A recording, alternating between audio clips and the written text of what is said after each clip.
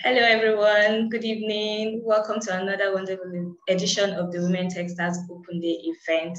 We are super glad to have you. We just like, as you're coming in, we'd like to get to know you. So you can just in the chat box, let us know your name and where you're joining us from. It just goes to say, my name is Tony and I'm joining from Nigeria. So we'd like to have every one of you put that in the chat box, your name and where you're joining us from.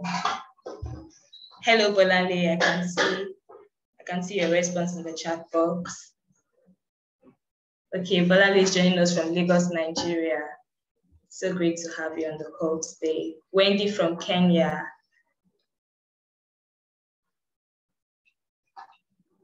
Hi, Wendy.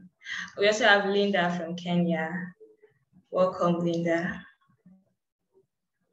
We have Lucia from Enugu State, all the way from the east. So glad to have you.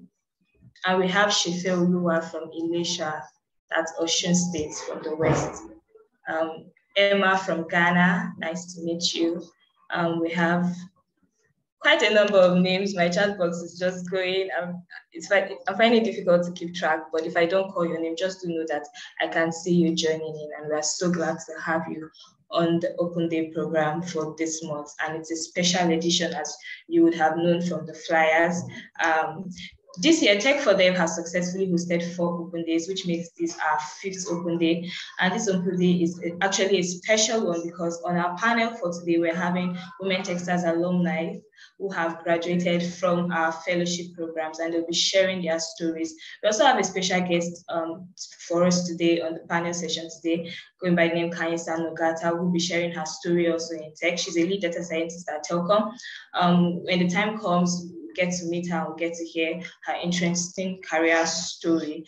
But right now, I'm going to hand over to programs lead for the Women Techsters program at Tech for Them, Blessing Ashi, for our opening remark.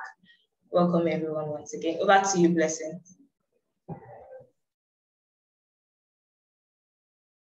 Hello everyone, good afternoon, good evening, wherever you're joining us from.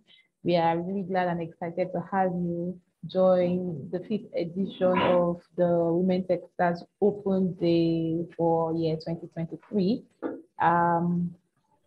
If you're just joining us, this is the Women Techsters Open Day for the May edition, and we'd like you to please introduce yourself using the chat box and just write your name and where you are joining us from.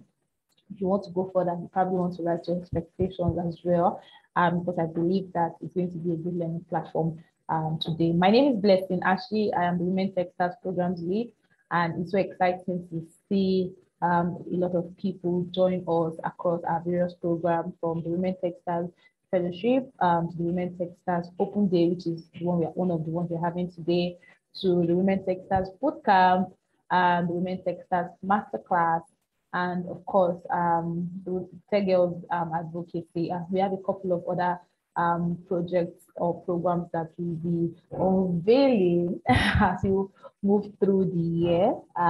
So it's really exciting to have everyone. It's great to have Kayansa join us today, and I'm very sure that everyone who is joining in today will have a lot to learn from, and a lot of questions will be answered.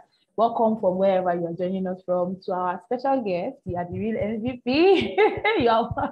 And we are really excited knowing your journey and seeing you do amazing stuff. I mean, a couple of you here had, little or no background, and seeing that you're doing awesome. I mean, it's really something to be happy about, and we look forward to, in the course of the session today, learning from you on what works best. I think that a couple of people who are joining us today, some of them are they're still through the next stage of the Women Techsters Fellowship, and some people are looking up to signing up for our boot camp in the course of the year.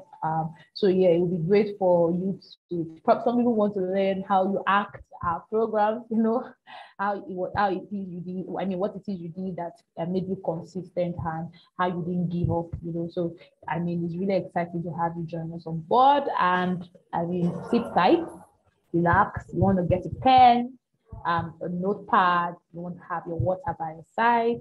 because you are in for an awesome ride. Yeah, so moving next to opening remarks by our executive director, our quintessential executive director of Tech for Dev. You were like, well, so good to have you here. Over to you.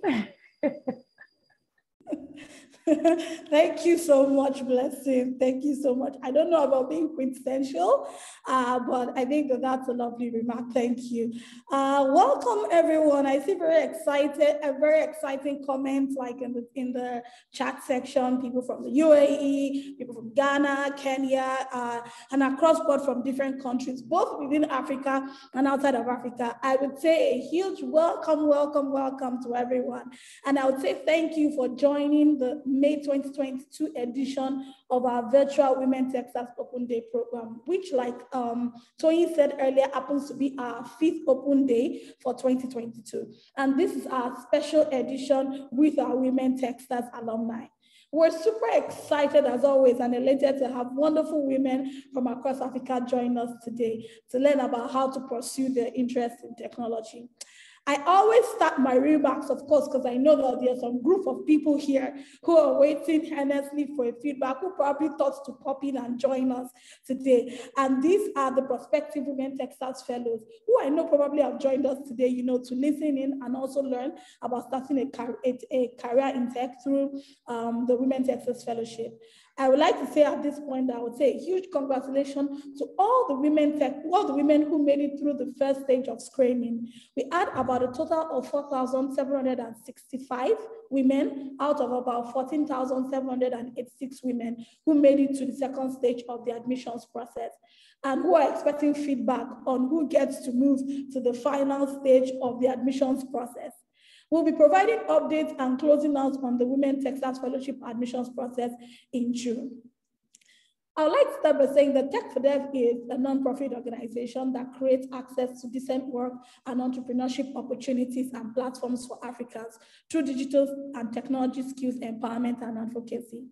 Our vision is to equip Africans with digital and life skills that foster economic prosperity, financial freedom, and sustainable development. Women Techsters is an initiative of Tech for Dev in partnership with Microsoft, and it aims to bridge the digital divide between men and women in the technology ecosystem.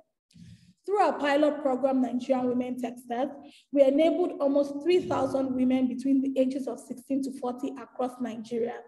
And the goal here was simple: to ignite their interest in pursuing careers and businesses in technology. Driven by the success stories of numerous women on the program, Blessing, Tommy, Patience, Fatima, amongst others, we carved a new ambition and dream to replicate this model across Africa, providing more women access to opportunities to launch their careers and businesses in technology. Our dream by 2030 is to reach 5 million women in Africa by empowering them with the knowledge and skills to partake in the technology industry in Africa and the world at large. We believe that empowering change for women across Africa and providing them opportunities to access employment and entrepreneurship will help to achieve a 50-50 male to female ratio balance in the technology space. The Women Techsters Open Day is a monthly virtual program organized for women across Africa to learn about leveraging the power of technology to start and advance their careers, and also create technology and technology-enabled businesses.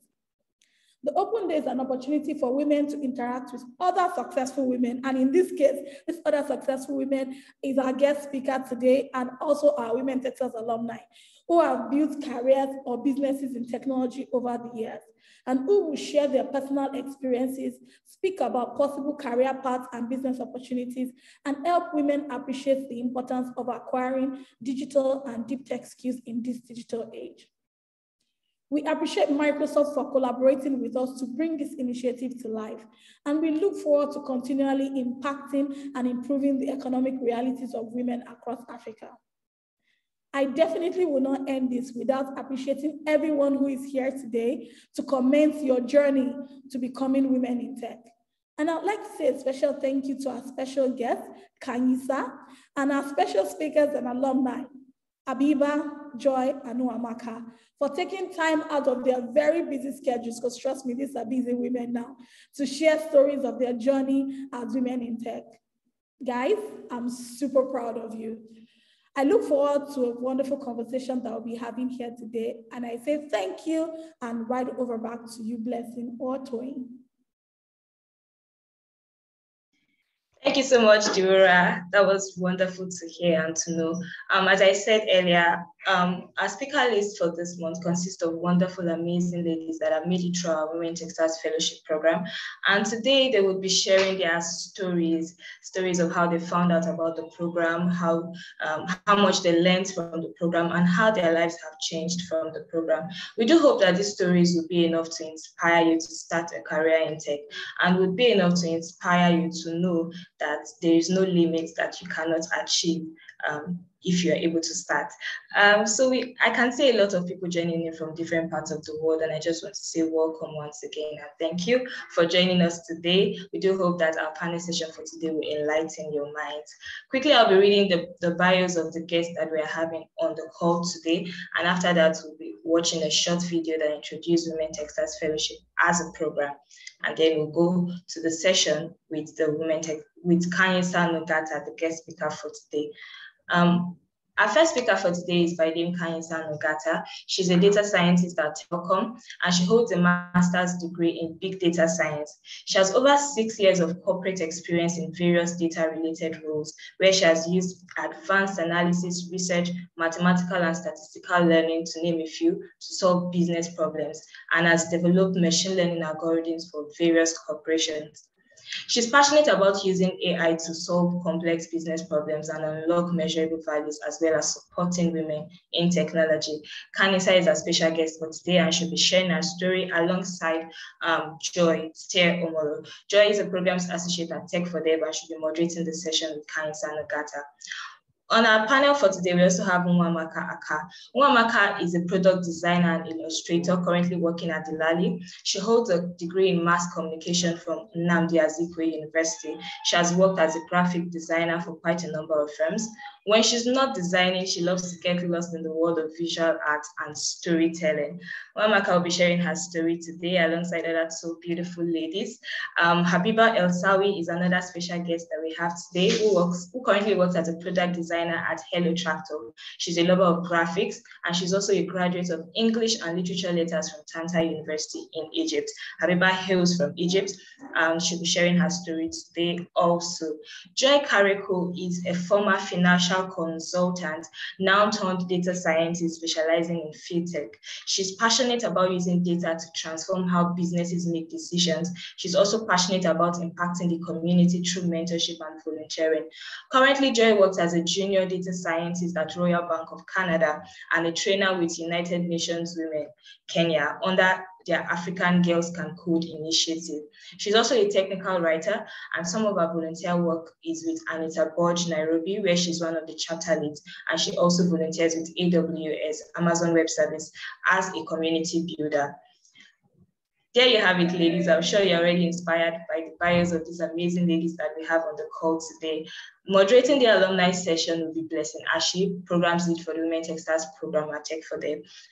We're so glad to have you all once again. I can see somebody from Ebonyi State, and I can see Blessing from Nigeria. Welcome once again. Prudence from Kenya. Thank you so much for joining in with us. So I'll be handing over to Joy, who will be sharing a short video of the Women Techsters with us, and then we'll be moderating the session with Kanyesa Nogata on the call. Over to you, Joy.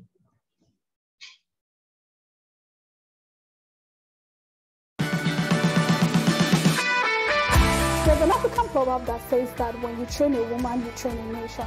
When you train a woman has the ability to provide some sort of like 3x on ROI or whatever training it is that you give to a woman. If the training is meant to provide some sort of financial freedom, for example, for the woman, which is the case of the Women Techsters, we believe that women are able to then provide for their families, which then immediately also allows for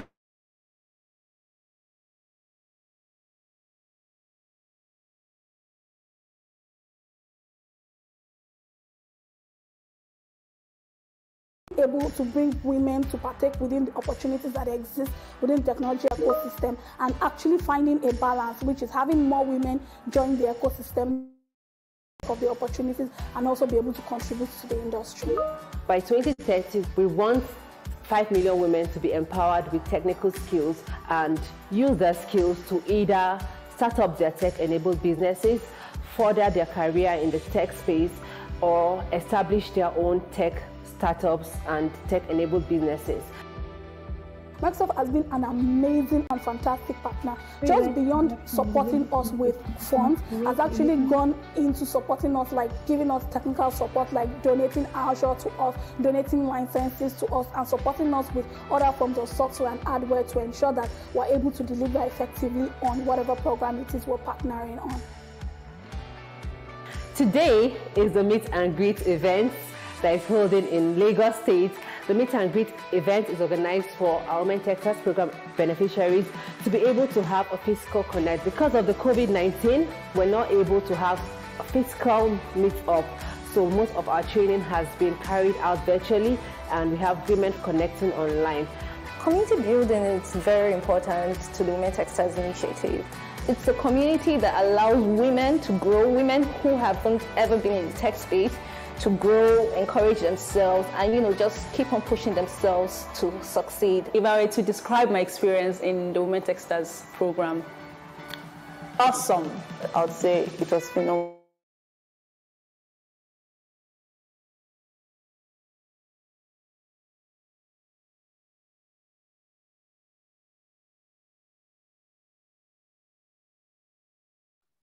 Hello everyone, good afternoon. My name is Joyce Moro, and I'm happy to be moderating the panel session with Kanyesa Nongata. Hi Kanyesa, how are you today? Hello, hi Joy, I'm doing great, and how are you? I'm fine, thank you. How's Johannesburg? How's the weather there? Sorry, can you repeat that again? So how is the weather in Johannesburg today? Oh, it's very cold, very chilly, so indoors and, just trying to keep warm. And how's the weather that side? Well, it's kind of humid and a little bit hot. It's hot over here. Can you hear me well? At least you guys are having it better than we are. Yes. Okay, so let's get into the session. I see that you've done a lot. You have a master's degree in big data science and an honors degree in computational finance, and you're not even stopping there. You're still advancing your career further in the field of big data science. You're learning deep learning, natural language processing, statistical and machine learning, and all this stuff you're doing, amazing work you're doing there, and I must commend you. Please tell us how you got started. What inspired you to start a career in tech? Oh, thank you so much for that compliment. Where do I even begin? I'll try and take it one step at a time. And yeah, so first things first. So I guess for me, it was really driven by the passion and my love for numbers. So back in high school, particularly like in grade 11 and 12, I realized that I do really love mathematics. So I suppose this would be where it began. And I also knew that I wanted, to continue solving, complex problems. So that was a decision that I took upon myself to actually then start with my undergraduate in mathematics. I didn't actually know that, it has anything to do with being linked to tech or anything. So I would say it was really mostly driven by passion, and I guess the rest is history. Oh, that's wonderful. So how about for ladies who do not like, because I know that a lot of ladies or a lot of people do not really love mathematics. How do you advise that they get started? They have the passion, but math is kind of alien to them. So I guess I would say you can't really run away from it, right? Because all of these models that we build, the fundamentals is mathematics. So when you have to fine tune a model or, you know, optimize your model, you need to know like what metrics you actually need to pull apart and then bring together. So you really cannot run away from mathematics. But I think what's most important is that if you are passionate about the space, then you will be willing, you know, to learn and accept what comes with it, and therefore then drive that. It will help drive your passion in that regard as well. Okay, so at what point did you venture into computational finance? Was it a part of your career goal, or is it a job requirement for you as a data scientist? No. Oh, sorry. No, not exactly. So I did my undergraduate in mathematics and statistics, right? So at honors level, I decided to go with something that's more of a combination of math, stats, and something else, which is, you know, more into finance, or like something that's linked to corporate, where I could also get, you know, that practical expertise as well. And I guess for me, the name also very intrigued me a lot. So I was interested in, you know, knowing more about this thing, breaking it apart, and actually, you know, having myself involved in it. So yeah, that's how it went about. Great. Looking through your profile, you know, I've seen that you've held quite a number of great positions. You've been the Assistant Vice President of APSA, Analytics Lead Africa, you know, quantitative analyst. You've held several great positions, and it's really amazing. I would love to know what has helped you to get to where you are in the tech industry, and, you know, what advice would you give for other young ladies who want to set off in a similar direction? Okay, so I would say that it has to do with my unapologetic attitude that I have about my career and my future aspirations. So I'm very clear about the direction that I am headed and where I want to be.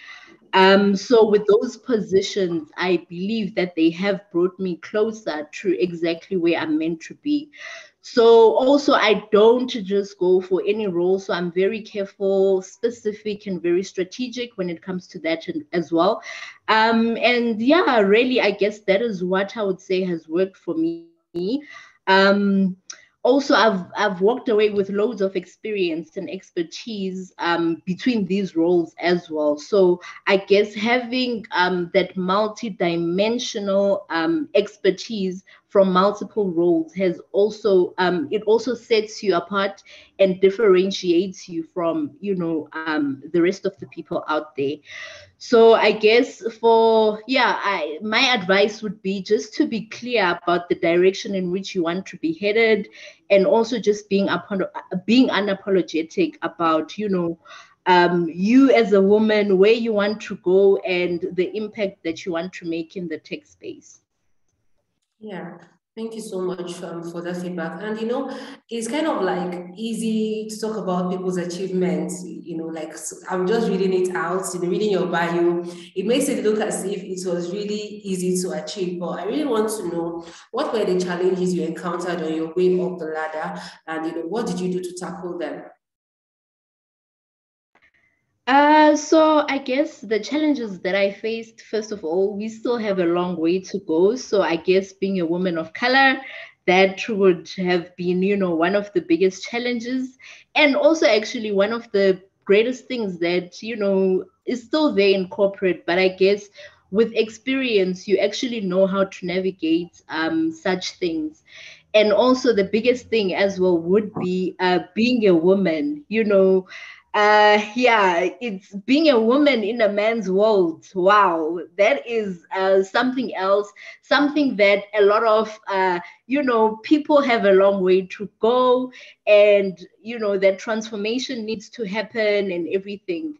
And I guess another aspect would be when I was doing my master's as well. I am a parent, so trying to you know, formulate a family, as well as, you know, actually driving your passions. Trying to merge the two was, yeah, a bit of a challenge at the beginning, but it goes with anything, right? The more you get experience about these things, the more you are then able to navigate them better. Yeah, it's very inspiring to hear that, because many women, stumble at a point in their career. They're, starting off is not, it's easy. It's easy to start off, but pulling through and staying in the pipeline, building your career is something different, and not everybody, can stay through when the heat comes. So for people in the data science space, what are some of the best resources for them, to dive deeper and to, remain relevant in the space? What are your, go-to resources? Okay, again, I'm going to echo this again. I will say it needs to start from within, right? So having that passion and the right reasons for wanting that career.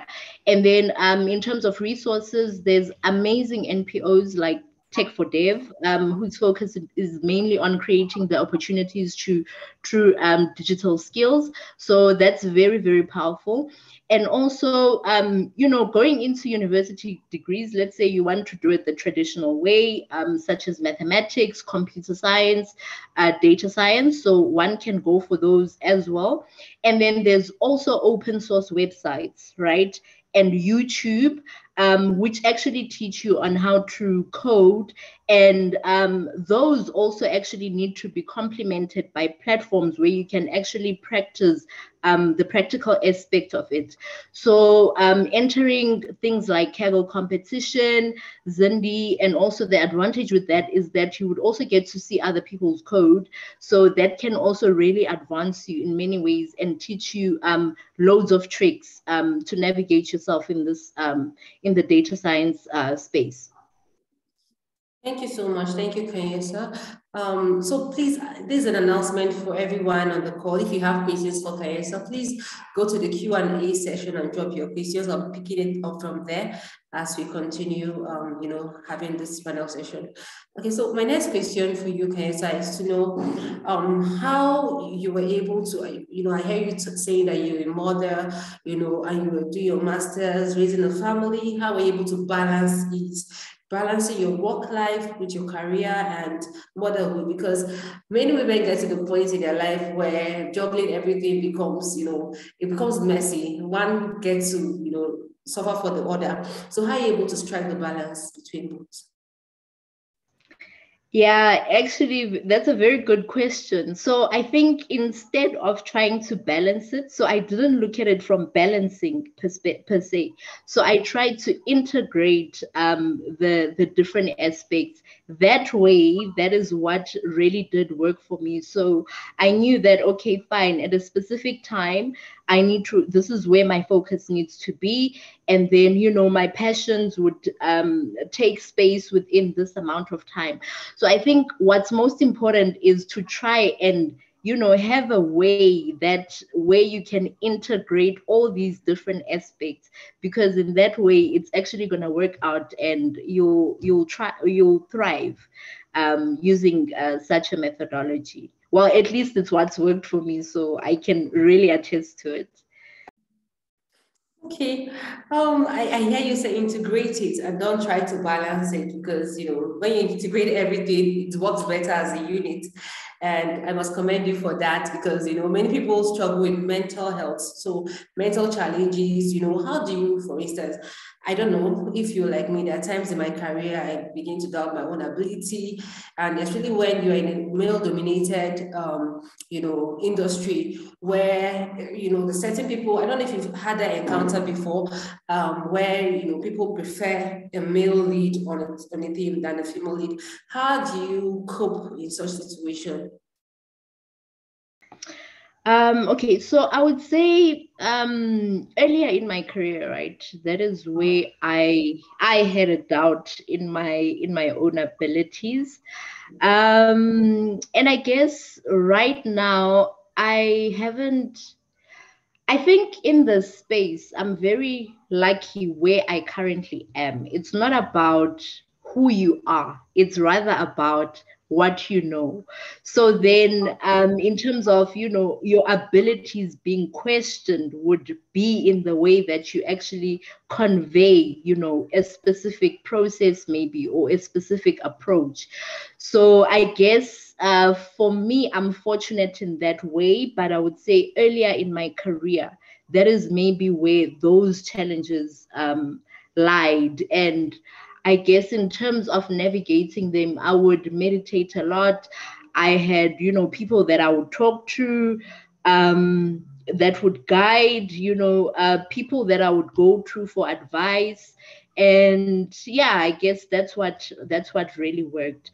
But yeah, right now, I guess I'm less confident when I don't know something, as opposed to looking at myself and saying, okay, because I'm a woman, then I don't know such and such. So I hear you say, talk about it, talk to people, have people that you go to talk about these things. And I also hear you say, it's not about who you are, but what you know. So I think it's more on, you know, getting to read up, getting to work on yourself, getting to learn more on the role. Don't be obsolete. Don't wait until, you know, people recognize your efforts. Keep building on yourself and, you know, building your abilities. So the two questions and the Q&A session. So I'll just take that now and then we'll go from there. So there's Mfoniso Jimmy. She says, please, what are your recommended sites to learn free courses, free practicals on data sciences, like you said? So if you could just mention some of those, you know, some sites. Oh, okay. So it would be open source. So you can go to GitHub, right? GitHub, you would get a lot of code base, and then sometimes they actually do explain their processes. And then YouTube is also a nice free platform for everyone to use. And Kaggle as well, I think the competitions are very free to enter. So if you also want to, you know, you can actually participate in a competition, code, and that way you get the actual practical experience from, you know, theoretical websites where you'll probably find the information, such as YouTube, because YouTube will maybe teach you how to then code, but then you need that expertise practically as well. So I would say Kaggle, entering Zindi competitions, and also looking at GitHub as well for those free code bases. Thank you so much. So funny. So hope you heard that. You could go on GitHub, you can go and, you know, on YouTube and start learning. So this next question is from Janet Ndukwe. She says, to pursue a career in data analysis, what are courses along this learning path? Because I think I really have question, because you could go online, like you say, data camp, and you don't even know, there's so many resources out there now. They're like a river of resources, and people don't really know how to get started. You see, it now becomes an overload of information. So is there like some key courses that she needs to learn to pursue a career in data analysis?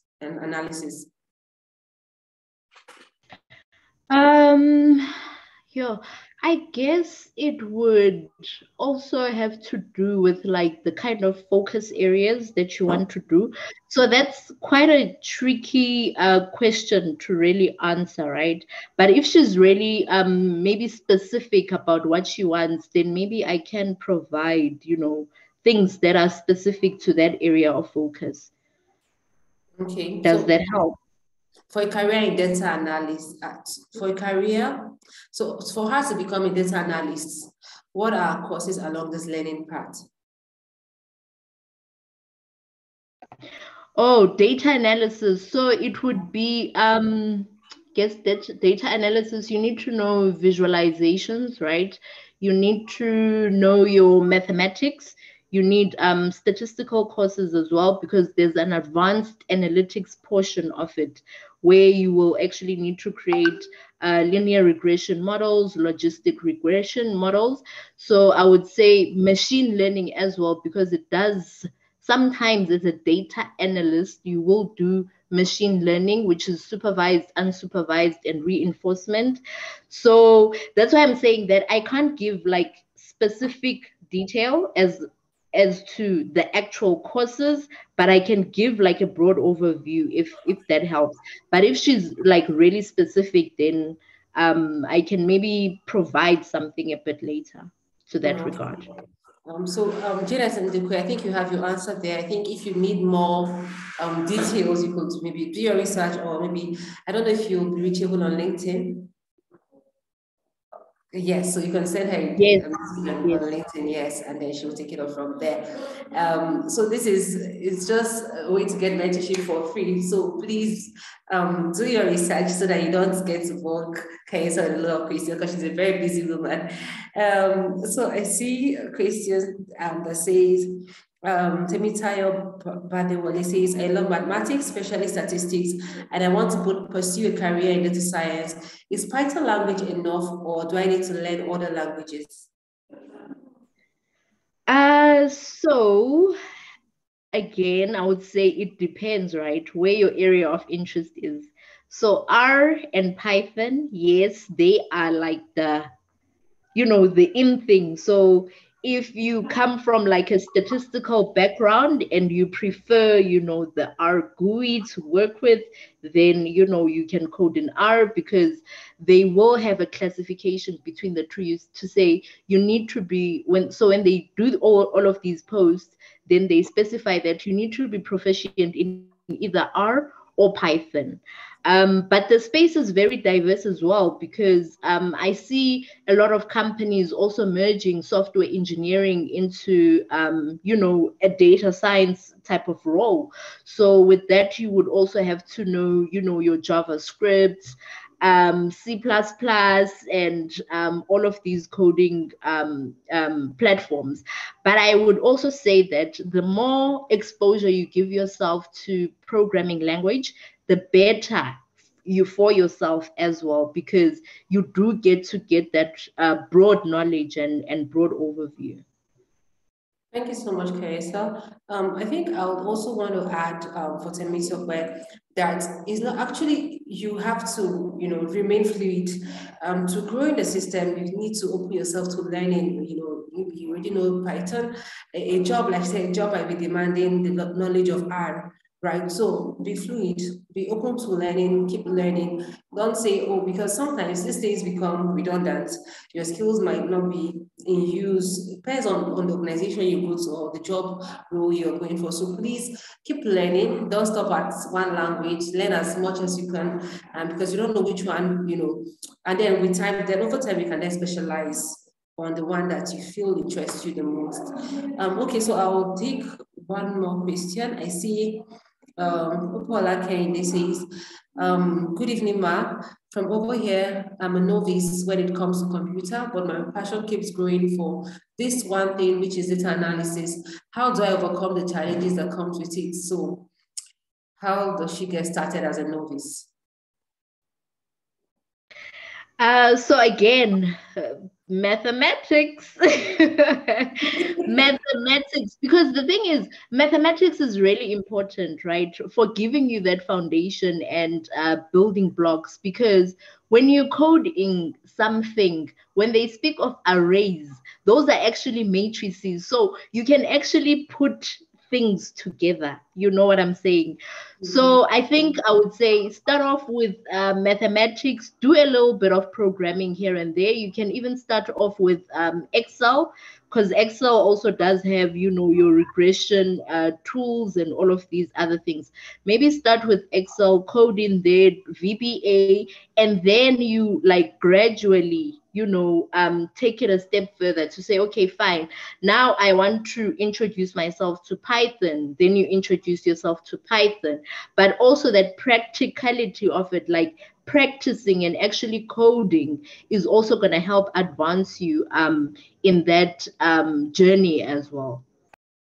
Thank you so much for that advice. So keep practicing, and I think, like I said earlier, many of the ladies need to know that you need to do your research, because there's some of the questions that I see here. Someone says, Emma says, does cybersecurity involve mathematics? So I think this information is available online. So try and do your research so that you can, I know it's one thing to hear someone speak about her career and then be inspired. Oh, I want to do this too. Well, it might not be the best option for you right now, So look at, do you have the patience? Because it's not easy, you know, to do mathematics. Where you get to, there are points where you keep solving and, you know, it gets tougher, you know, especially when you get to the statistics part of it. But you are also a tough woman, and I know you can do it, but just be confident enough. When you get the information you need online, you can then be able to, you know, forge ahead.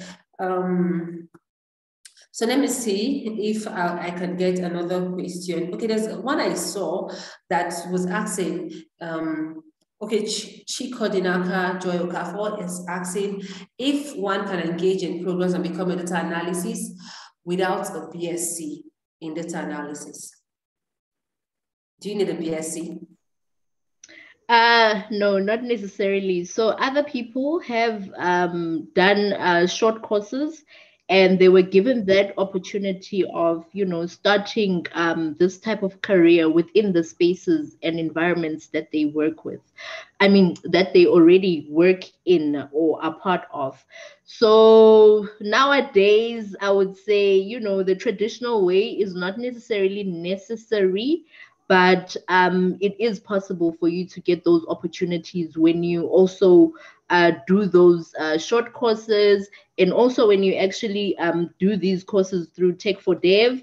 And I forgot now, there's one more, EDSA, yeah, explore data science as well. So yeah, you are able to actually start, you know, you to land your footprint in this career when you go about that way as well. Thank you. So you just have to start from somewhere. You mustn't, if you can afford a BSc, you mustn't go because not many, you know, schools where that offer it as a BSc course yet. Though there's some now, but it's not really, you know, easily accessible. So I'll just take my last question because most of the questions I see, you know, are research related. Yeah, so I'll just take my last question and then could go ahead. So you've been in the tech industry for over 8 years now. What would you say has changed in terms of women inclusion?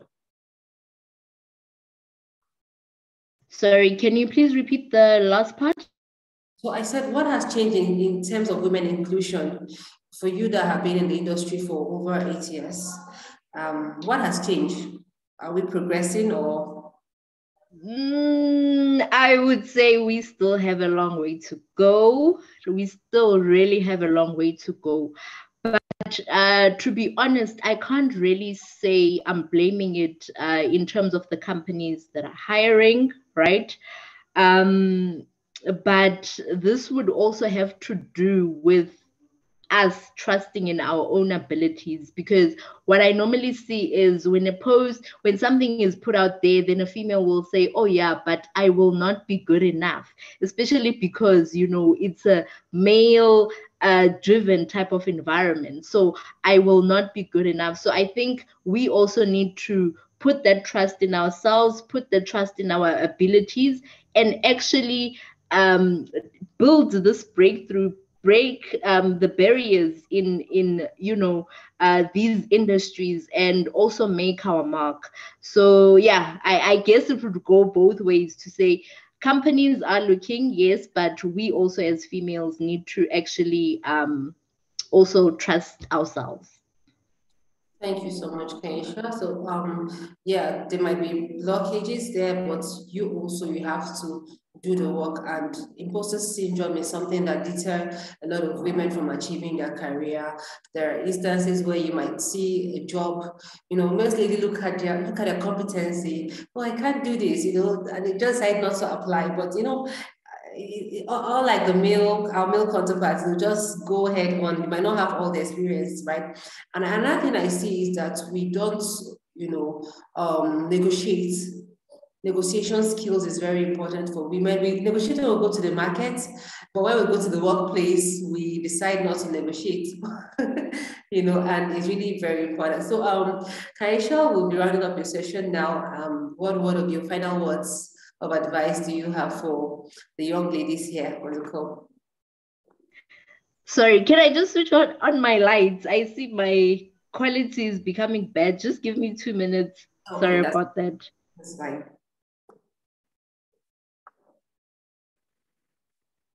Okay, so let me see if I could take some questions after that.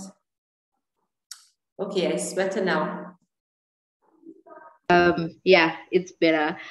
So I would say let's have those alter egos, right? Where we trust ourselves and we trust in our own abilities and have that go-getter attitude. And just know that, you know what, you can, if you believe it with your mind, then you can definitely achieve it. So yeah, those are the final words that I'll leave you guys with. So much, Kaisha. Thank you so much. I believe you've heard, you know, this session, and I believe it has encouraged you. Believe in yourself. You know, it's not about who you are, but what you know. To stay in the system, to remain relevant, and if you want to be like Kaisha, you need to start loving mathematics.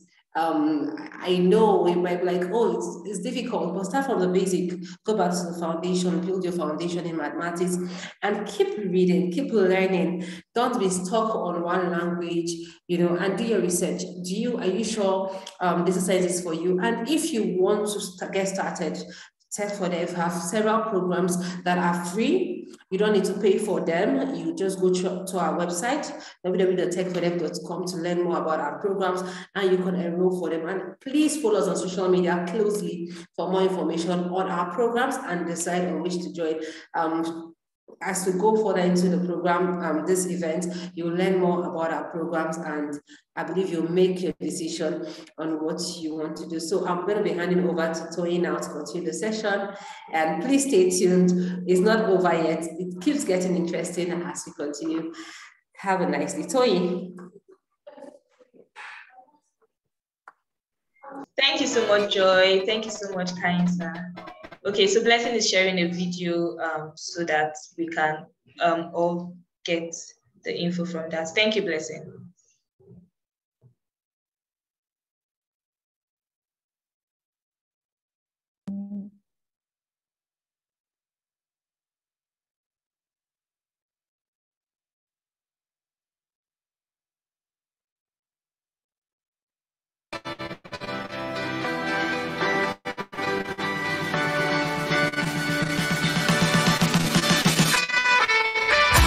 There's an African proverb that says that when you train a woman, you train a nation.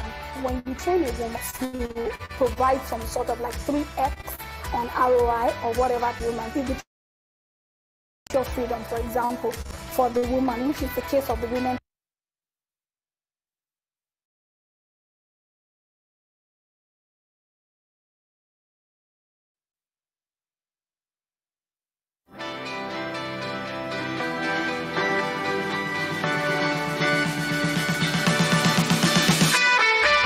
There's an African proverb that says that when you train a woman, you train a nation. When you train a woman has the ability to provide some sort of like 3x on ROI or whatever training it is that you give to a woman. If the training is meant to provide some sort of financial freedom, for example, for the woman, which is the case of the women Techsters, you believe that the women are able to then provide for their families, which then immediately also allows for the family's income generation to impact that of their immediate community or impact that of the nation.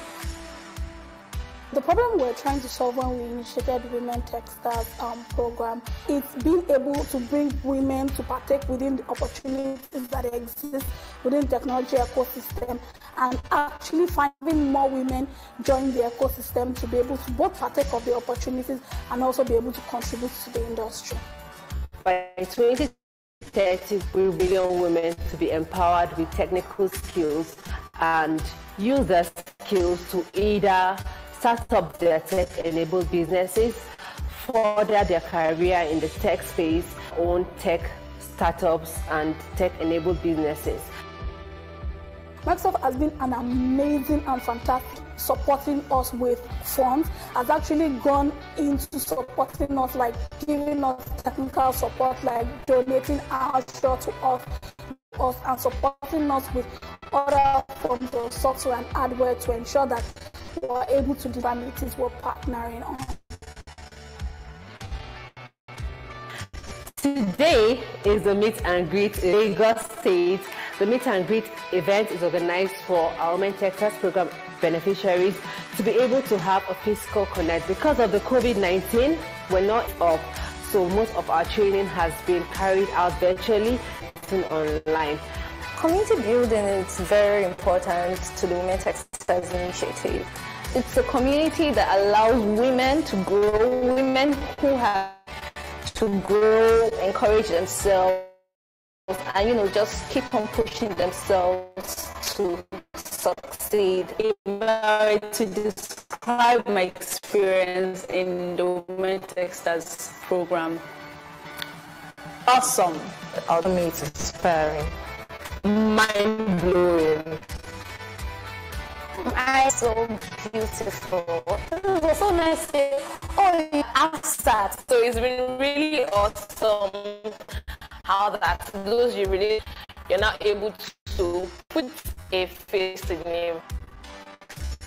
I've tried many things.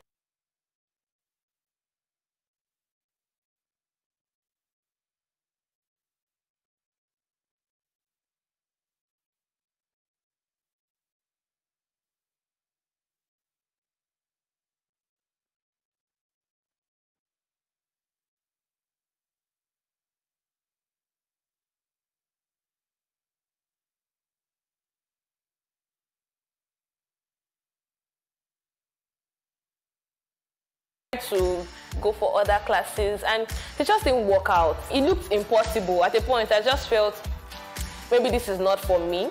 Tech for Development Techsters, Microsoft gave me the opportunity to see that it is for me, and it's a big thank you from this end. I'm so grateful that there's a platform like this that other women can join and scale up in tech. They're doing so much to see that women become better versions of themselves and go out there and explore tech. I thank Microsoft for their open hands, for believing so much in a girl child. I think the best way to appreciate these two wonderful organizations is by not stopping here. To any young woman out there who is trying to get into the tech space, I would say believe in yourself. You can actually do it. Tech is not as difficult as people think it is. There are tons of career paths within technology that even have nothing to do with you writing a line of code. I mean, for example, there's product design, there's product management, there's data analysis, and amongst others. So I would say to every woman, believe in yourself. Whatever you think you can achieve, you can do it.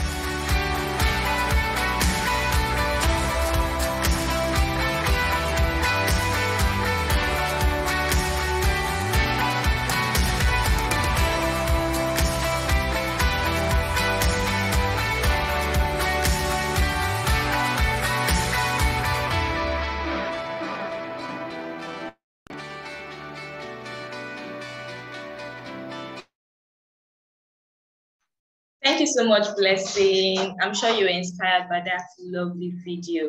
I mean, just like our executive director said, there is no limit to what you can do. All you have to do is believe in yourself. So my colleague Blessing will be sharing the link to the video for as many that want to watch it and go over it again to get inspired by it. So before we go into the next session, I have a big ask. I know everyone here is social media trendy, right? So I'll be sharing the links to our social media platforms via the chat box. And what we'd like you to do is to share a post. It could be a tweet, it could be on your stories, be it on Instagram, on Twitter, on Facebook, and just tag us so we are able to repost it. The goal is to be able to reach other young women that would need such sessions to be inspired. You know, as much as we've been able to give back to some of you on this call, would also like you to be a platform where others can also get to learn about the Women Techsters program and what we do here. Who knows, there might be somebody that could, you know, pick up your tweets and then from there her career can be changed entirely. So very shortly, I'll be sharing our social media handles via the chat box, and I'll be sharing the tags that you would have to use. For instance, say you tweet, you share a tweet on Twitter, you would have to, you know, have some tags underneath the tweet and then also tag us. So I'll be sharing that in the chat box while I hand over to Blessing, who will then moderate her session alongside the beautiful Women Techsters alumni that we have on the call today. Over to you, Blessing. Thank you, Lord, and thanks to everyone who has, the session has been inspiring, amazing, enlightening. I think Our guest today did an awesome job, and even for every other person who aspired to chart a career within the data science learning track, I'm sure you all agree with me that our guest did an amazing job. Thank you so much. So yeah, to the moment we've all been waiting for. Yay! All right. So we have three amazing ladies here who was a part of the Women Techsters Fellowship, class of 2022, joined us today, and they will sharing their beautiful experience. I believe that some of you joining us today would you would really, really, really, really be glad that you joined the session today. So yeah, we have Joy, we have Wamaka, and we have Abiba joining us on the call. Joy, hello Joy, hello Abiba, and hello Wamaka. Are you here to say hello to us? Hi everyone. Hi Abiba, good to see you. Hello Wamaka, how are you doing today? Great, thank you. Awesome. Hi Joy, hope you're good. Yes, I am. Thank Awesome. you. Yes, so we do not intend to take your time. We know you're ready. I mean, give us the honor of having having you today, and so we are really glad that you took our time to join us despite your very busy schedule. We have a couple of, we just want to just through some questions. I believe that a lot of people will appreciate some of the things we'll be learning from you. So I'll start with Joy. It would be great to at least learn, how did you get to find out about Women Techsters Fellowship? I mean, you stumble on it, somebody send it to you, that's a great feedback, Joy. All right, thank you. I got to know about the fellowship through a website called Opportunities for Africans. It's a site that has opportunities for all over Africa and beyond. Yeah. Oh, awesome. Was it the same for you, Abiba? With me, it was a LinkedIn link. Someone was talking about the program, the fellowship, and I got to know from here. Oh, okay. So, Wamaka, how did you get to learn about the program? Yeah, a friend of mine sent me a flyer containing the information for the program. That's how I learned about it. Awesome. Thank you so much, ladies. So yeah, we've gotten some feedback from people, honest feedback actually. People would say, the Women Techsters Fellowship thing, it's tough. Let me try to say it very well. Like, it's very, very, very demanding, very tough to go through. While I want to agree and disagree, I believe that everybody has a story to how they saw the Women Techsters program. So I mean, let's start with Wamaka. What would you say about the Women Techsters program, the fellowship? Did it help shape your choice of, your career, or where you currently work, or the field you currently work in? Yes, I would say it definitely did help a lot because prior to Women Techsters Fellowship, I knew about design and I was already designing, but I didn't have direction. I didn't understand how to apply this and make it like a career path, a solid career path where I can advance and become better. So it definitely did give me a lot of direction I got a lot of direction, and that is one of the things that I always tell people about the program. It's good to learn on your own because I was learning on my own, but then that direction, that guidance, and also the network that it gave me was something that helped me in determining my career, next steps to take in my career that eventually have gotten me to this point and it's taking me even to greater points. Thank you.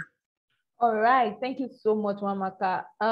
Joy, would you say the same thing? I mean, what did Women Techsters Fellowship do to your career? I mean, yeah.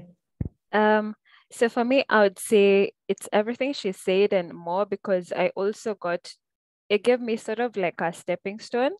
I got to learn skills that I did not have. I previously had R I knew R as a programming language, but now in the fellowship, I got to learn SQL, I got to learn Python, advanced Excel, and that has really helped me in my career. All right, thank you so much. That's really great. Abiba, I mean, is it something different for you? You know, how would you say the women Texas? Yeah, just what like Nakwama said. Well, Women's Kissar was a turning point for me because, you know, it wasn't just like learning experience, but like a working experience in a way because, you know, you got to work with team and do projects, and this was really helpful for me, and I needed that. Uh, so yeah, we got to do like two projects. One of them was a mini project with your team, and another one was a final project. You had to work with another fellow in the fellowship, and this was really helpful. I can see now this in my work and a job that really helped me. Yeah, so I agree. All right, thank you so much, ladies. Thank you so much. I mean, so for everyone joining in, I mean, if you have questions that you would like to ask the alumni, please do well to put it in the chat box. I mean, you have the opportunity to ask them today because these women are busy women. So please go ahead and use the chat box to, you know, ask your question. So I mean, I would like to ask Joy this question. You know, would you like to give a little bit of description, you know, around your journey?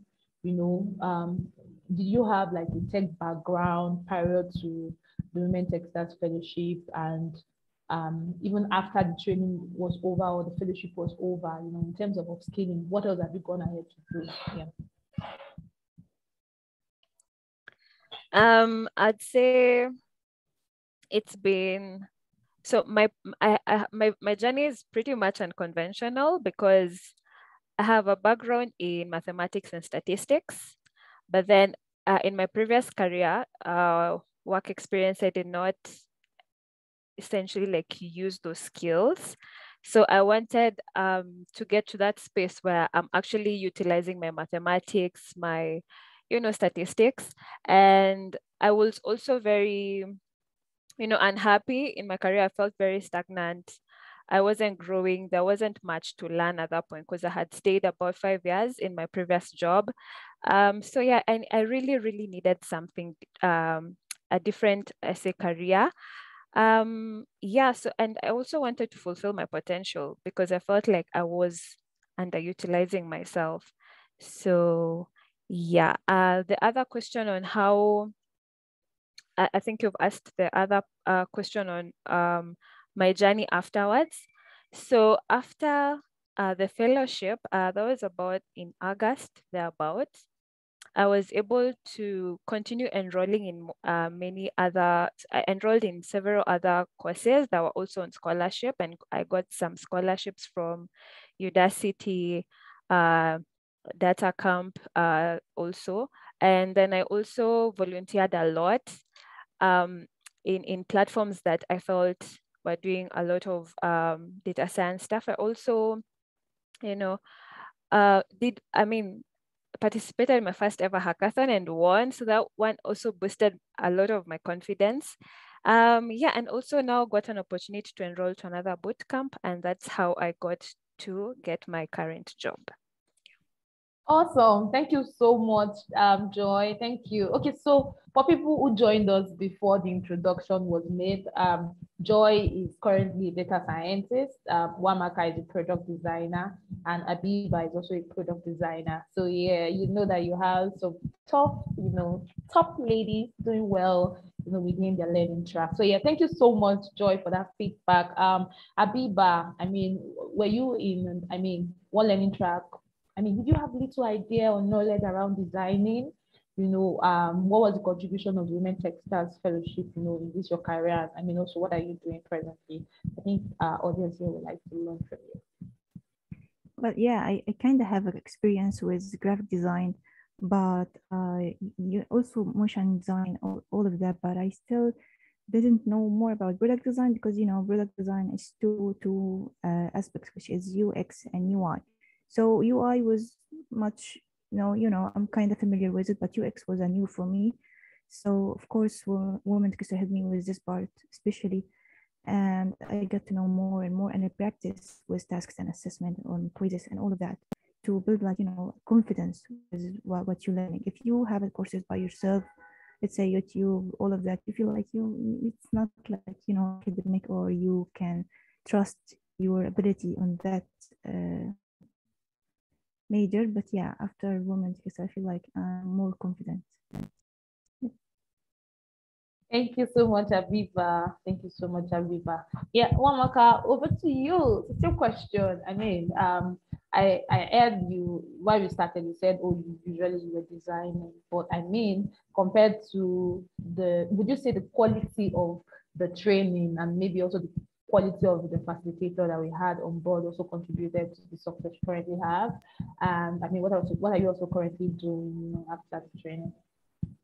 Okay, well, I think I'll start by saying that, like I had earlier mentioned, the training was a very, very big step for me because like it was a big step in the right direction. I knew about like I will say I knew about UI UX design, but then like the first time I heard about it, it was something very foreign to me. And one of the places where I failed early in my career was that I wasn't like always researching. So I didn't quite understand what it was, although I knew about it. And because being in the graphic design field, like I had met a few friends also in the field, but I still didn't understand what it was. So Women Techstars, the fellowship with the intensity and the way we were taught, my facilitator, I always thank God every day for him mistaking because he was very thorough.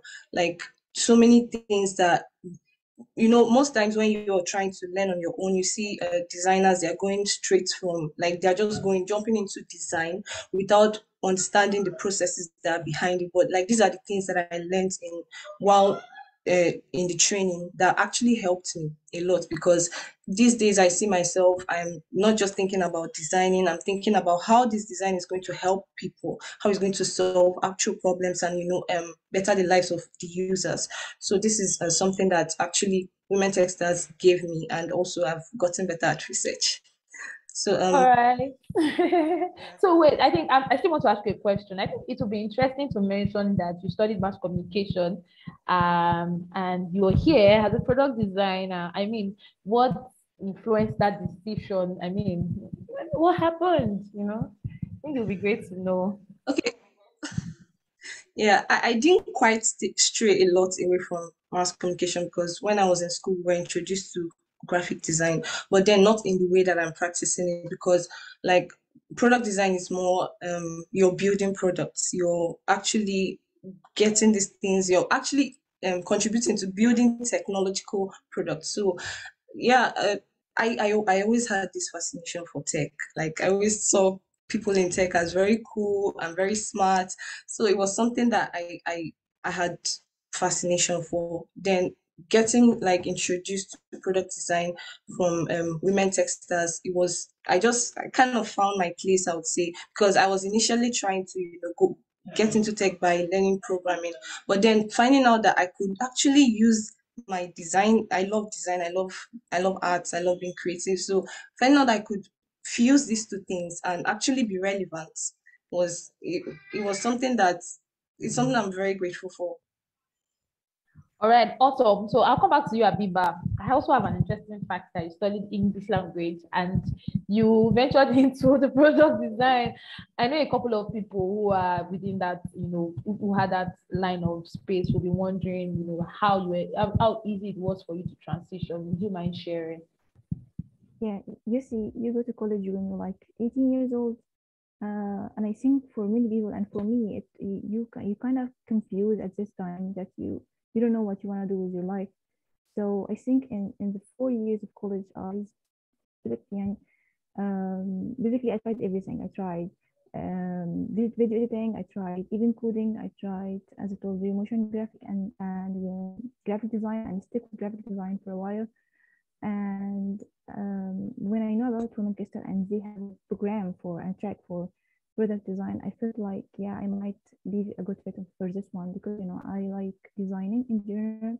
As Nakwama, I like to be creative and like designing things. And I thought to myself, I think I told myself, like, yeah, let's give it a try. I might, because after studying all this by yourself, I remember asking myself, okay, now what's next? What I'm going to do?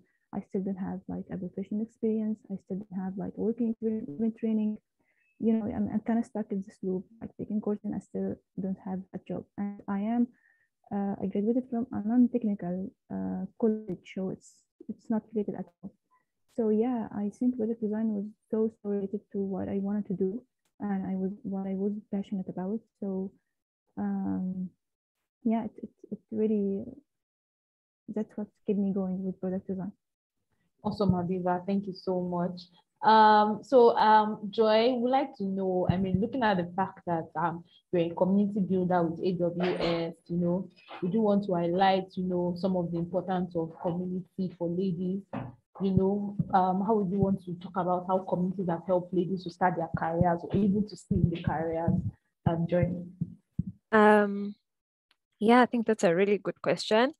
I feel like my progress in tech has been largely by community, especially because when you are in a community, you get to be, I mean, inspired by people, because there are lots of people who are doing so many wonderful things, working in different companies that you, I mean, aspire to be in. You find also you grow a lot because, for instance, if you're in communities where people write, essentially, you'll also find yourself that you're growing in some way. If you're, I mean, community is just everything. So for me, I feel like networking, growth, getting to plug in into those volunteer, you know, roles, just volunteering like 1 hour, 2 hours a week or so can help you a lot in your resume, and will also help you gain other soft skills that will be handy in your career, such as collaboration, teamwork, even working together with people. And yeah, volunteering and community is just, it's essential for us women. Awesome. Thank you so much, Joy. So we are running out of time, but I mean, there are like 2 rounds of questions I would like to ask. I would like to ask you, Amaka, Wamaka, I mean, are there particular skills that a product designer should have, you know, both technical skills and non-technical skills? I mean, which ones do you think are essential and the ones that really helped you, you know, become a Techsters that you are? Okay, I think I would start by saying that the most important skill in design is design thinking. That is understanding how you can use design to solve problems, because it's not just the aesthetics, it needs to be functional. So that is one. And also learning how to collaborate, because in product design, you're going to have to collaborate a lot. This was something that I had issues with for like the first few months of my starting, especially during the training, because I hadn't collaborated a lot. But learning how to collaborate and use the tools that help aid collaboration is actually very important. And also, I would say that observation and research is very, very important. These are like, I'm mentioning the non-technical skills. When it comes to technical skills, you need to learn how to use the tools, which is Figma, Sketch, XD. There are lots of them. And also, I would I would like to say that it also be good, you know, to learn other design tools that, you know, that are not like directly for product design, because at the end of the day you might get yourself in a position where you have to use Photoshop maybe to remove the background of a picture so that it retains the quality. So things like that, these are like the tools that I think, the skills I think are important for a product designer.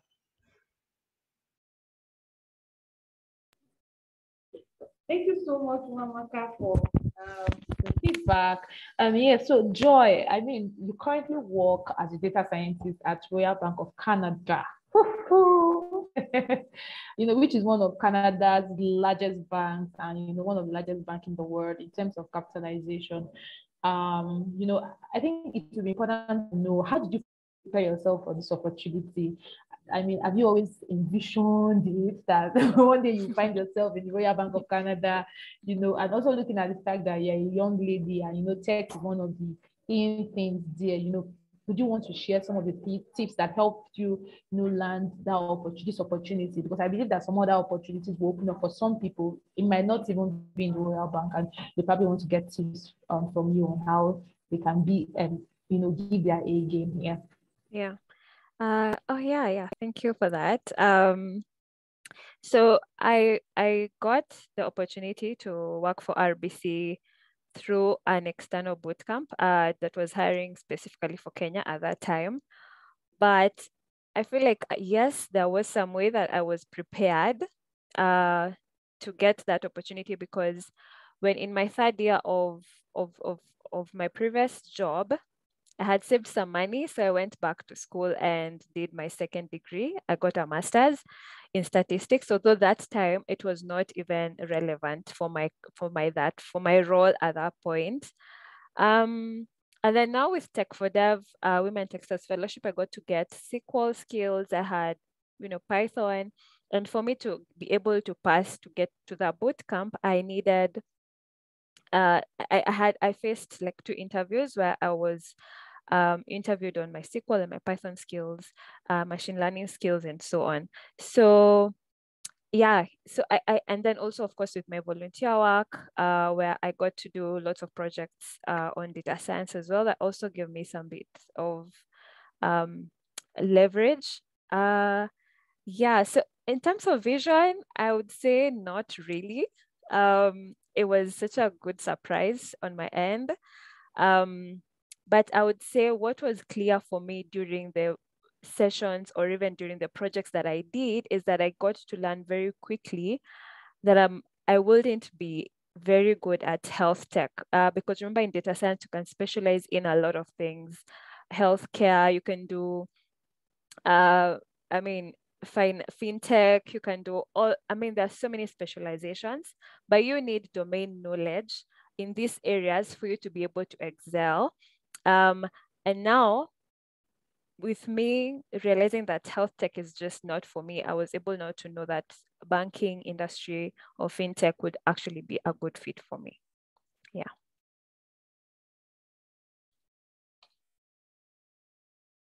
All right, thank you so much. It was really, learning that just prepare for opportunities. I think that's one of the key words. Just prepare for opportunities. It would always meet you when you are prepared, Oh yeah, so we're gradually coming to the end of this. I can see a lot of questions, a lot of people are really interested, get next steps updates and the like. So yeah. So Abiba, I don't know if you would like to share, what a typical day, in Electractor looks like for you as a product designer, and if there are challenges you face, are there ways you try to resolve them differently? Sorry, I can't hear you. Can you say it again? Can you read it again? Okay, so I said, it would be nice to know how your typical day of a designer looks like in Electractor, how insightful and how interesting, can it be as a designer? Okay, I think my best.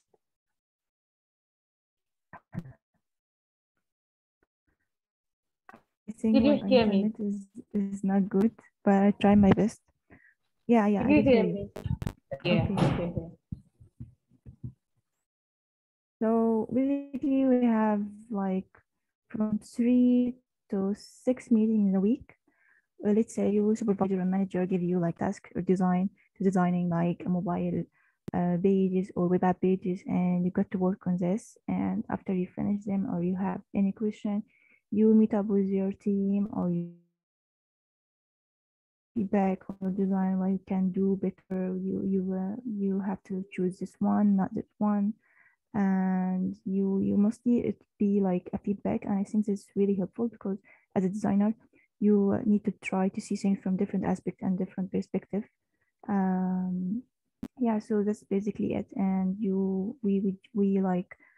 we met up with the tech team every week, like 3 times, to discuss like our next move, what we working on so far, and all of that. All right, thank you. So that'll be it. But before you go, we have a couple of people here who applied, who have applied, who are waiting for the next phase or next steps with Women Techsters class of 2023 on the call. And it would be nice for you, looking at it as a senior that you are, it would be nice for every one of you, Joy, Wamaka, and Biba, to give like your encouraging words, just to ginger the mood, or I mean, just to make everyone know that it's possible for them to do it. So everyone will take turns to do that. I think we'll go first with Joy. Yeah. So would you like to give final words or encouraging words to the applicants or people who aspire to traffic career in tech? All right. Yeah, absolutely. So I feel like there's nothing that's impossible if you're actually willing to put in the work. It's actually, the fellowship is, I would say, challenging but also wonderful. But I was doing it full time, which is not something everyone is able to do.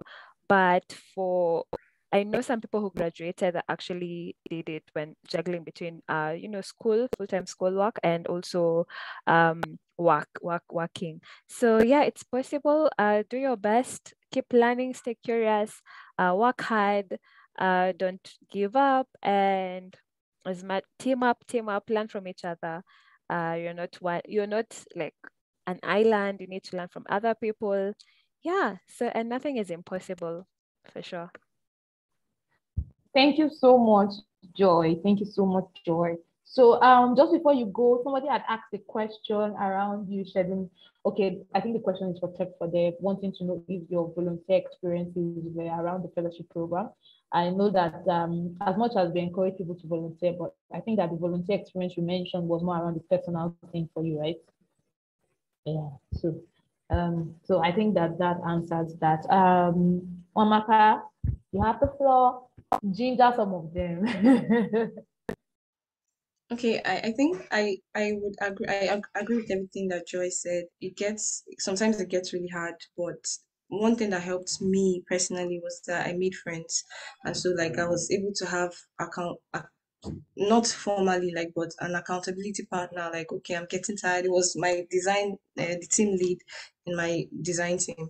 I would always run to her and be like, I'm tired. Like, but when you make friends, you rub off on each other because there's always that zeal to get to the end of this. So I think that is one thing I would just like encourage you to do: make friends and stay curious. Awesome. Thank you so much. So I think there's a question for you, Joy. You're the only data scientist here. Someone is asking you what specializations are there in data science. Because it really seemed confusing at first. Do you have answers to that? And would you like to provide answers to that? Sorry, you've said specializations. Yes, the specializations, within data science. Data science, all right. Yeah. So I'd say that two major paths you take. There's data analysis, data analytics, data analyst as a data analyst, and data science.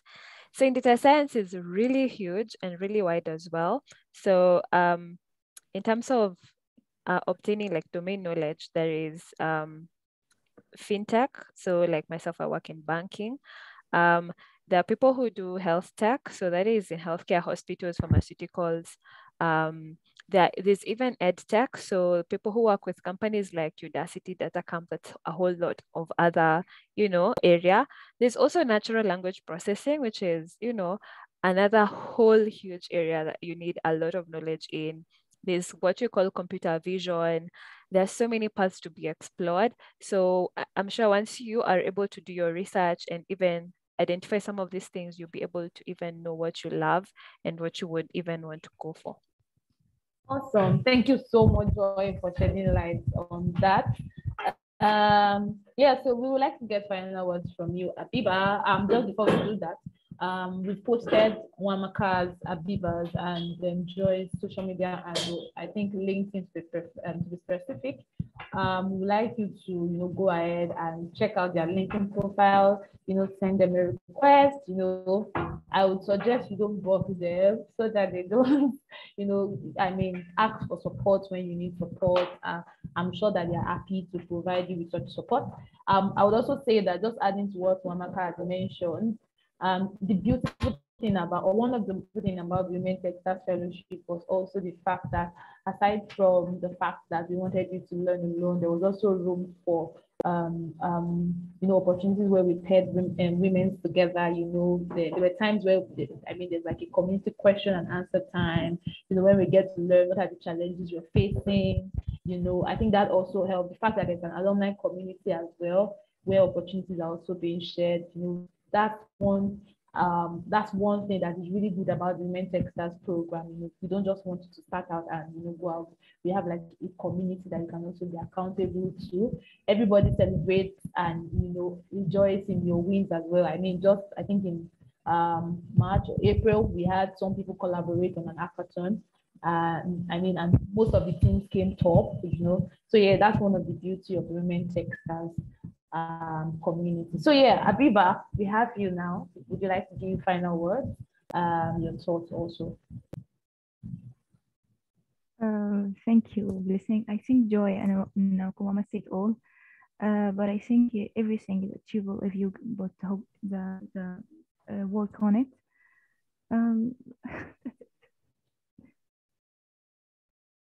Okay. All right. So yeah, thank you. So I think one of you, either Wamaka or Abiba, you can choose to answer. Somebody's asking that she wants to go into the product design learning track, but she doesn't want to code. So the question is there a problem around it? Does she have to run away from coding? I have the answer, but I want them to hear it from you. So please give them the answer. Wamaka, would you like to share light on it? All right. You don't need to code. That is the good thing about it. You don't need to learn how to code to learn design, but it's an added skill. Maybe like when you're advancing, it would be nice to understand how codes work, but you don't need it, to be honest.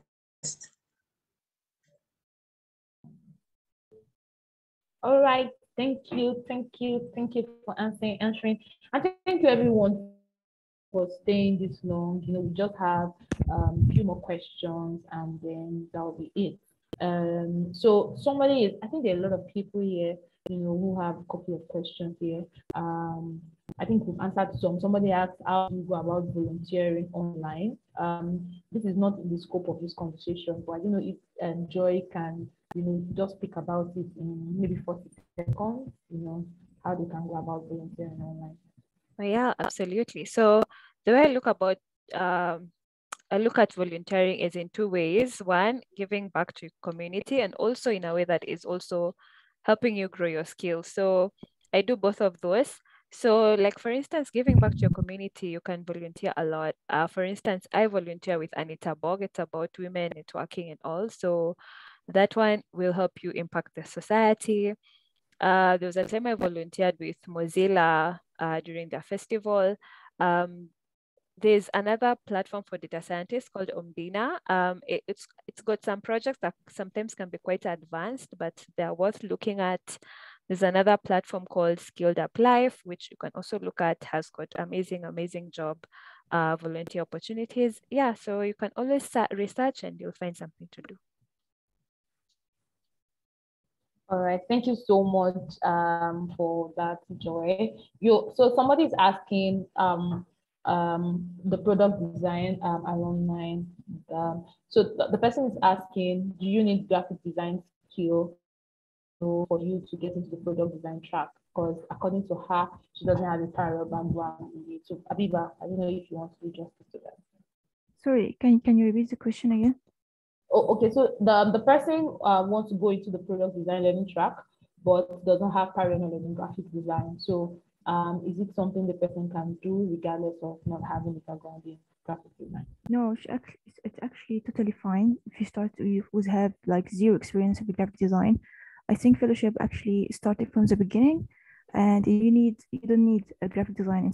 It might help, of course, because you kind of familiar with the tools. It's the same as Illustrator, Figma, Photoshop, all of that. But I think you can start from the beginning. All good. All right. Thank you so much. So somebody's asking for data science. The person is asking, is it possible to go into data science directly with Python without learning Excel? Joy.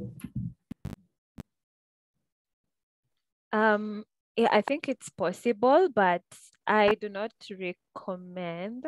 because I feel like with Excel has a lot of foundational skills that you need to learn, and has some bit of the skills that you get with Excel, for instance, will help you even articulating some challenges, or even the way certain platforms like SQL work. SQL is essentially like Excel, in the database world.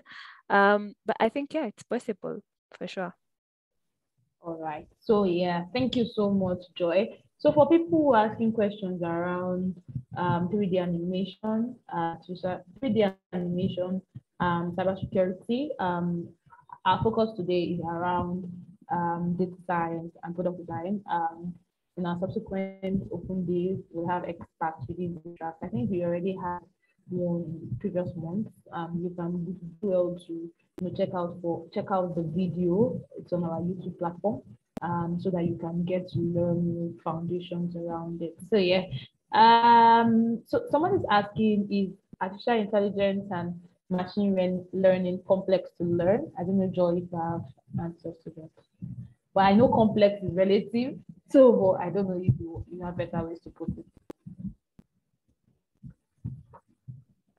So the way Hanisa has said, you need lots of math in that. Statistics essentially is AI, artificial intelligence, and as well as machine learning. So if you're comfortable and if you're curious enough and you want to learn and you're open-minded, it's just definitely doable. It's not hard.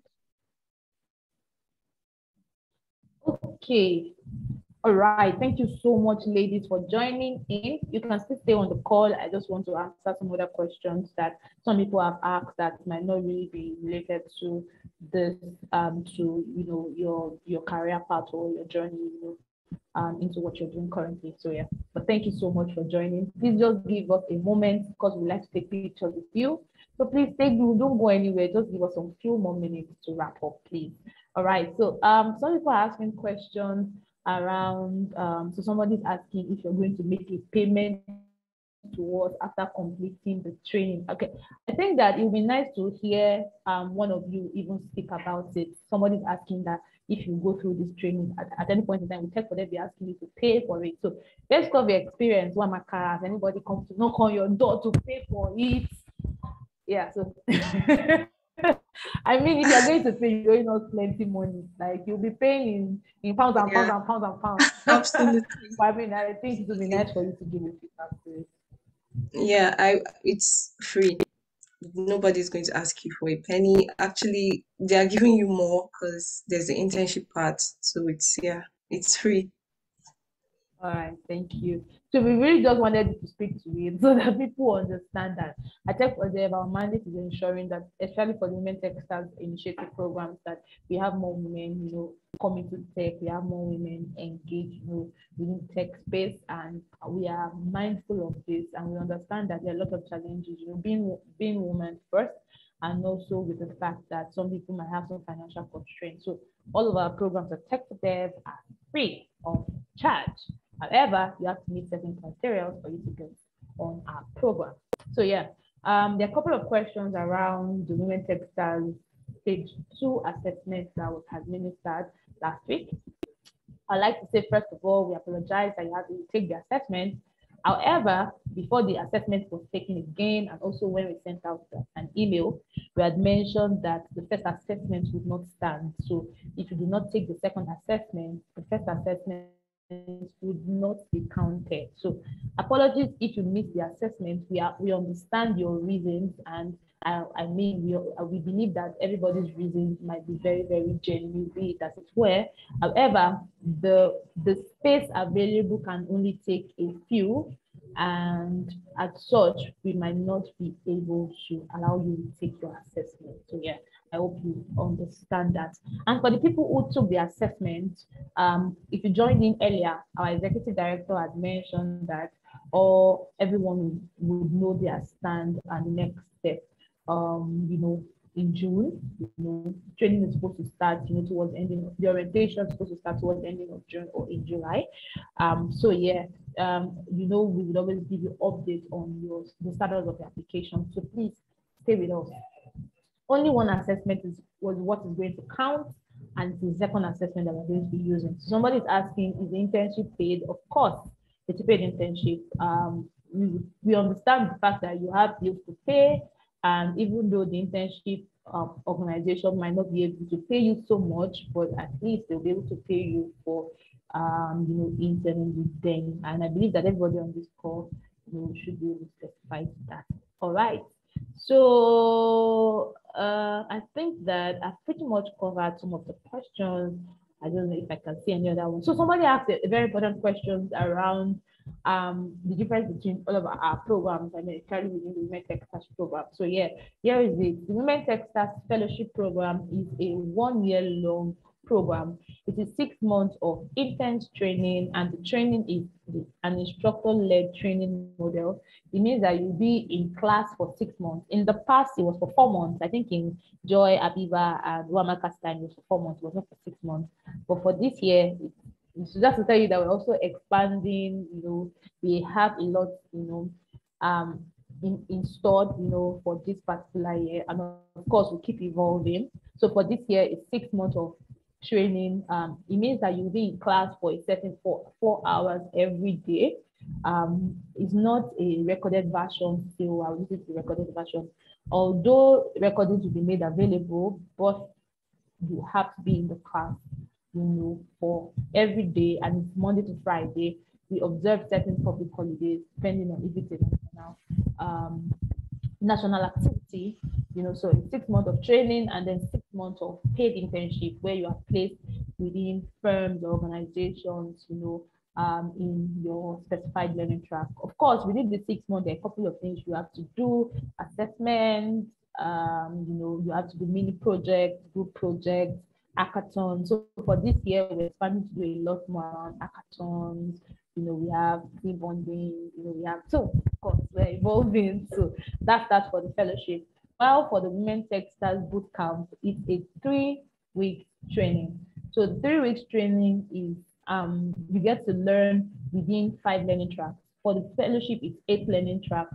For the bootcamp, it's 5 learning tracks. So the 5 learning tracks for the bootcamp is product design, software development, cybersecurity, data science, and try to remember what the last one is, but I'll mesh product management. Yeah, product management. So those are the 5 you get to learn, and they're for 3 weeks. Now, the reason why we advise people to do the bootcamp, who should attend the bootcamp, if you do not have a prior knowledge, if your first encounter is coming into tech, like you've never had any other experience, we always advise to go through the bootcamp, because the bootcamp is for beginners. But for the fellowship, it might not be for beginners, because we believe that you have a little bit of experience or knowledge around certain areas. Facilitators might not, even though the facilitator will choose to break it down, but there's a limit to what they can do as compared to if you go through the bootcamp, because we believe that you're beginners and we take our time to take you through the process for a period of 3 weeks. The exciting thing about the bootcamp is that at the end of the bootcamp, you are paired up to do projects as well, regardless of if it is, regardless of the fact that it's a bootcamp. So you go through projects. The project, you are also paired. There's also a community for you, regardless of the fact that it's a bootcamp. And the bootcamp runs every month. So if you missed out on the last bootcamp that closed on Sunday, not to worry, there's another bootcamp that will be opening up for June. So you don't want to miss out on it. So the bootcamp is a bit more flexible than the fellowship.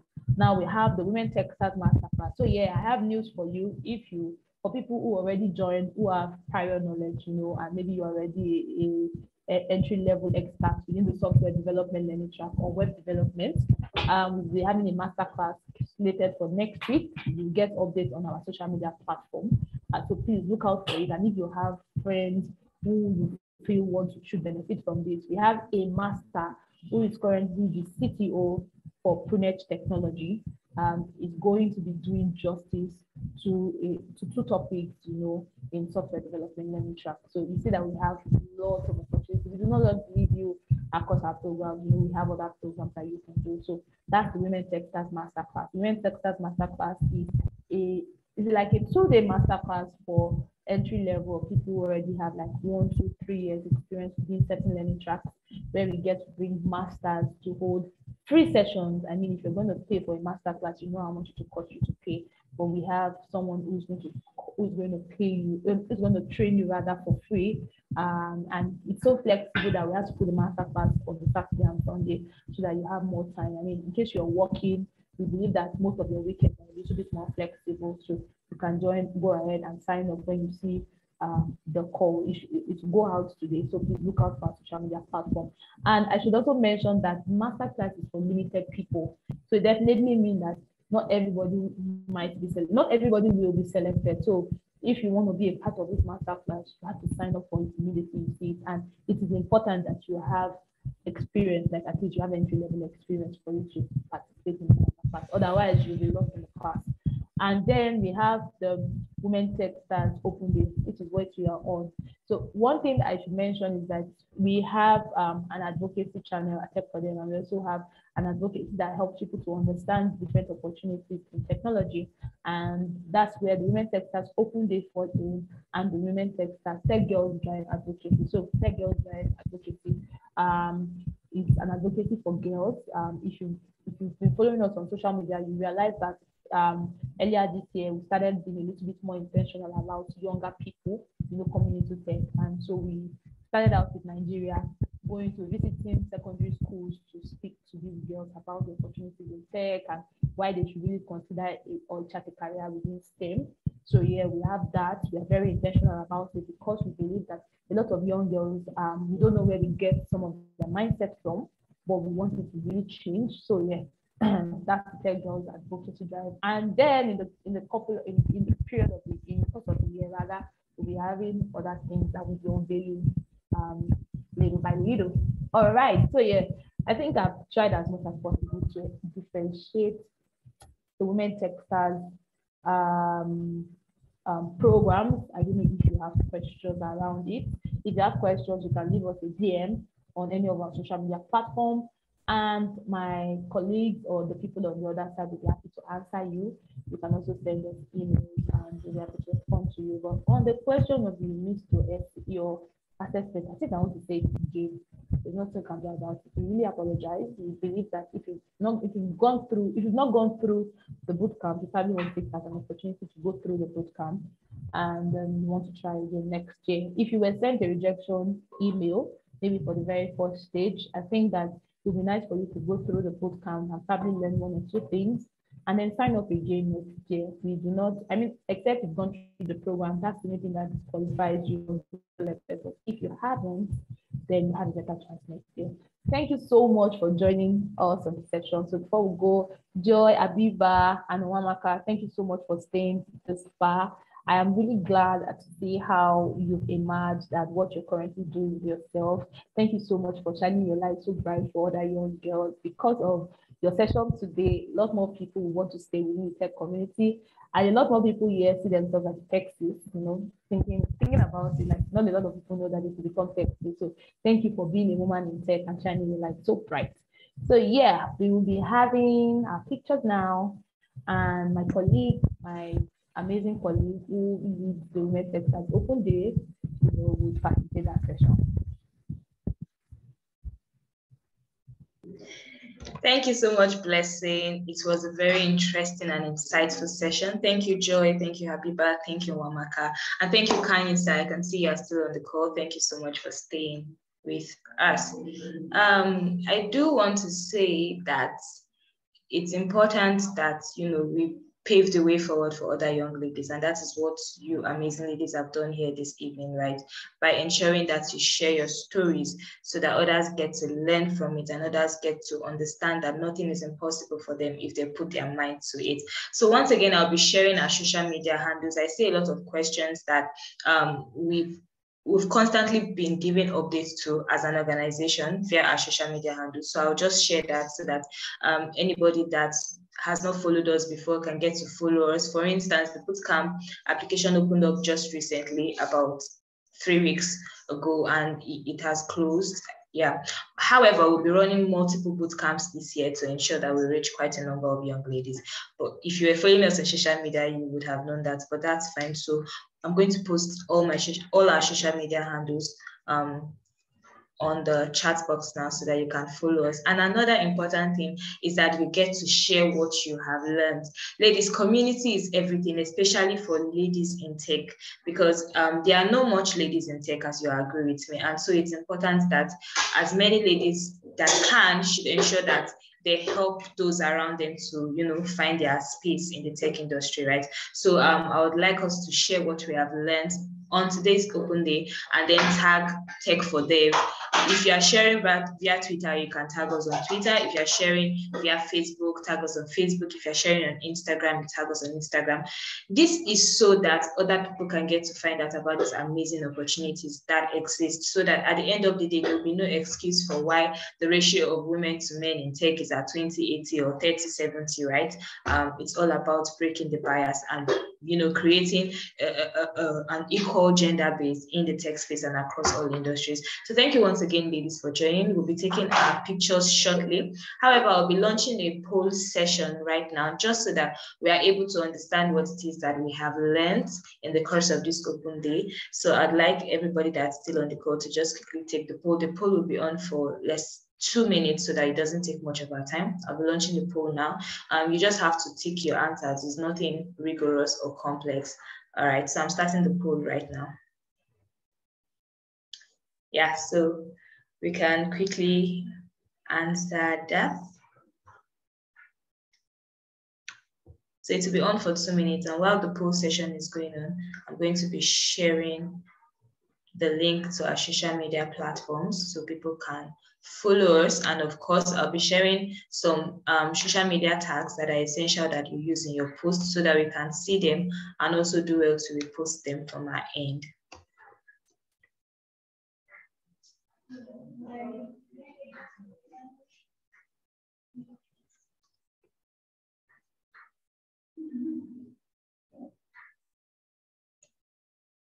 Yes, I can see people are already filling the poll. Thank you so much. We're about 34%.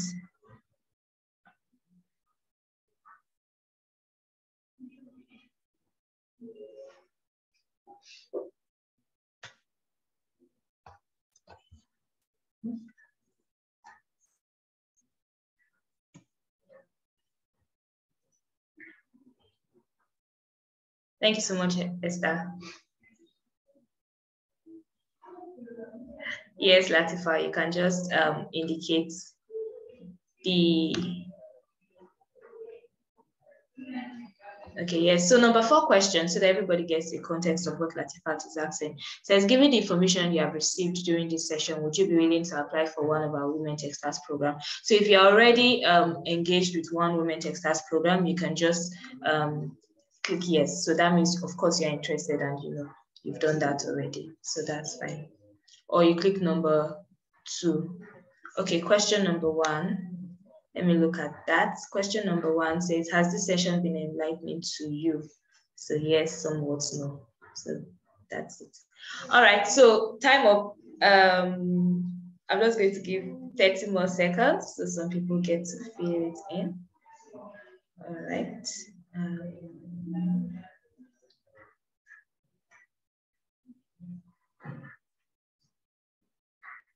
All right, so I think we're good to go because of our time.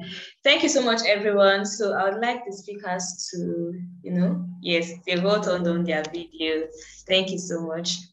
All right, so I'm just going to change the setting to a gallery setting so that we can all take a picture.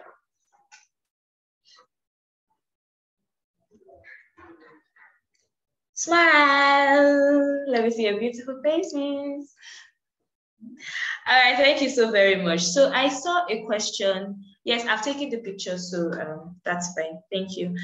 So I saw a picture asking about the recordings for the open day. We're going to send a follow-up email to everyone that is on the call today, and that follow-up email is going to contain a link to the open day recording. You can do well to share it to ladies that you feel would learn 1 or 2 things from it, right? And it's always uploaded on our YouTube page, so you can always check on our YouTube page to watch it if you do not want to go through the hassles of going via the Zoom recording on cloud. So thank you very much, everyone, for joining the call today. Thank you to our speakers. Thank you, Kainsa. Thank you, Wamaka. Thank you, Habiba. Thank you, Joy. We cannot thank you enough. We do know that your schedules are always tight, being the tech ladies that you are. However, we appreciate your presence. Also, a wonderful thank you to my colleagues for agreeing to moderate this session. Blessing, thank you. You're still on the call. And Joy in absentia, thank you also. Thank you to all the beautiful ladies that are on the call today. Yes, it's not easy to attend a Zoom webinar. Trust me, I can tell. So staying from the beginning till the end, I do want to say we appreciate you. And don't forget to share what you learned with us on social media. Who knows, somebody might pick that up and at the end of the day, it could change their whole lives, right? Yes, thank you, everyone. I hope to see you next month. The open day is always the last Thursday of every month. And as you can see, it caters to every category of women, right? So you definitely want to attend next month's open day. Thank you. Bye-bye. Do have a wonderful day.